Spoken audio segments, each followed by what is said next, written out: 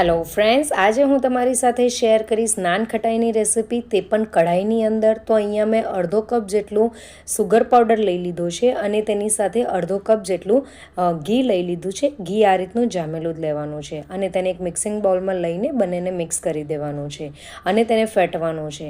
અને તેને ત્યાર સુધી ફેટવાનું છે જ્યાર સુધી એ ફ્લફી નહીં થઈ જાય અને એકદમ સોફ્ટ એવું નહીં થઈ જાય. તો અહીંયા મેં વાટકીમાં પાણી લઈ લીધું છે. તેની અંદર આપણે જે બેટર કર્યું હતું તે તેની અંદર એડ કરવાનું છે અને આ રીતે બેટર જો પાણીની ઉપર તળે તેનો મતલબ કે આપણું જે બેટર છે એ એકદમ પરફેક્ટ છે.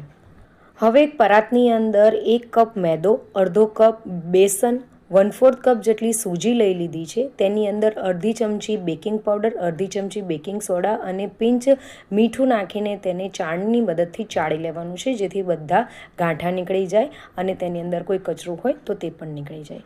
આ બધું આપણે ચાળી લીધા પછી તેની અંદર 1 ચમચી એલચી પાવડર એડ કર્યો છે ફ્લેવર માટે, જેથી નાન ખટાઈનો ટેસ્ટ ખૂબ જ સારો એવો આવે છે. આ બધું બરાબર મિક્સ કરી દેવાનું છે. ત્યાર પછી આપણે જે બેટર રેડી કર્યું હતું ઘી અને ખાંડનું, તેની અંદર આ બધો જ લોટ આપણે એડ કરી દેવાનો છે અને સૌથી પહેલાં ચમચીની મદદથી તેને મિક્સ કરી દેવાનું છે. ત્યાર પછી હલકા હાથથી, એકદમ જ હલકો હાથ રાખવાનો છે અને હલકા હાથથી આપણે આ લોટને બાંધવાનો છે.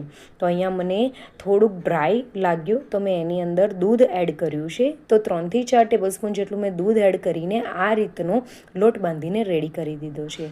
હવે લોટને આપણે 10 મિનિટ માટે રેફ્રિજરેટરમાં મૂકી દેશું અને તેને સેટ થવા માટે મૂકશું. તો 10 મિનિટ પછી આપણો લોટ આ રીતનો બનીને રેડી થયો છે. તો આ રીતનો લોટ હોવો જોઈએ, ક્રમ્બલિંગ, જેથી આપણી નાન ખટાઈ ખૂબ જ સારી એવી બનીને રેડી થાય. ત્યાર પછી નાના નાના લુવા બનાવવાના છે અને તેને દબાઈને નથી બનાવવાના, હલકા હાથે જ તેને બનાવવાના છે અને તેની ઉપર તમે કોઈપણ જાતના ડ્રાયફ્રૂટ્સ એડ કરી શકો છો.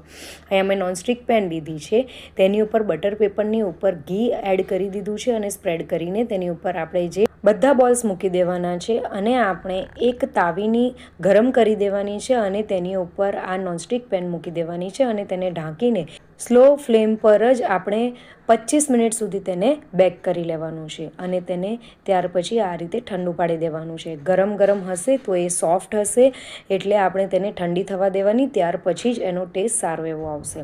તો ફ્રેન્ડ્સ, આવી નવી રેસિપીઓ માટે ચેનલને જરૂરથી સબસ્ક્રાઈબ કરજો અને લાઇક અને કમેન્ટ કરવાનું ભૂલશો નહીં. Thank you.